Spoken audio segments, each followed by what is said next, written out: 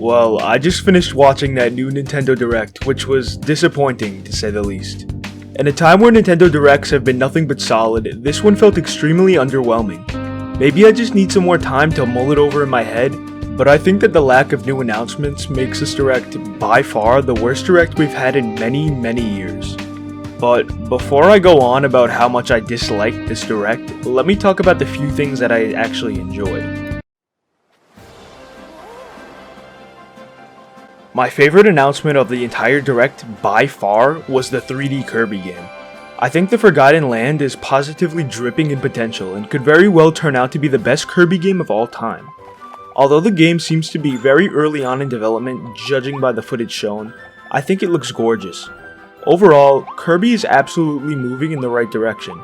I think that the innovation is great in game series that have been around for a long time, so I'm super excited for this release. My second favorite announcement wasn't really an announcement, but instead more information on the long-awaited Bayonetta 3. We've been waiting for this game for how long? Just about 4 years at this point, right? If you don't know, Bayonetta 3 was teased in the Game Awards 2017 presentation, but we haven't seen any information since then. That is, until today, when we finally got more information. I think the game looks really great, and I'm absolutely looking forward to its release. However, Nintendo doesn't actually develop this game, they just publish it.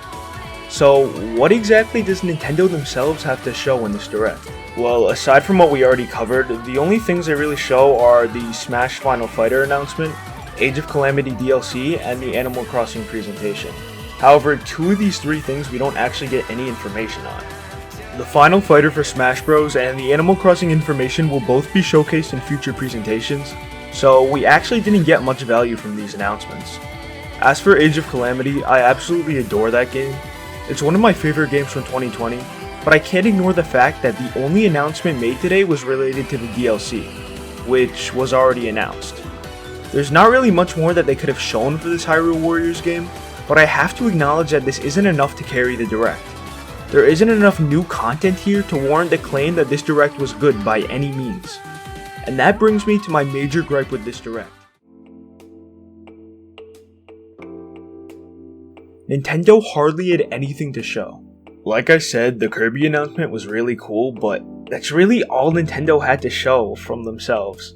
Most of this Direct, they're just relying on the old games. I mean, am I missing something, or did Nintendo seriously have almost nothing to show? When the Direct ended at Bayonetta 3, I thought it was a joke. I thought they were going to at least show one more thing to save this Direct. The fact that Nintendo is relying on games they're not making really worries me. Speaking of Nintendo relying on existing games, the Virtual Console Games announcement is incredibly exciting. Personally, I'm actually thrilled by the announcement. I can't wait to play Ocarina of Time, Majora's Mask, Banjo-Kazooie, Paper Mario, Star Fox 64, and all the other games again on a new console. Not only that, but all of these games are portable too? This is crazy, I should be freaking out, right? Well, I'd be lying if I said I wasn't. I can't wait to play these games on Switch, especially Banjo-Kazooie, which I've never gotten the opportunity to play before. This is great, right? Well, like with the Age of Calamity DLC announcement, I'm stoked, but I still have to take a step back and look at this from another perspective. Nintendo didn't actually make any games, did they? I'm just getting excited over these old games that they've already announced. That's my major problem with this Direct in a nutshell. Nintendo didn't really create, well, anything, did they? That doesn't mean I'm not excited for these Nintendo Switch Online editions, but there really isn't any new content, so I have no choice but to be disappointed here. I know a lot of people in the comments are going to be mad that I'm not grateful for these games or something like that, but I just have to be honest here. I did not like this Direct, and all of those old games we're seeing come to the platform aren't enough to save this Direct from being bad.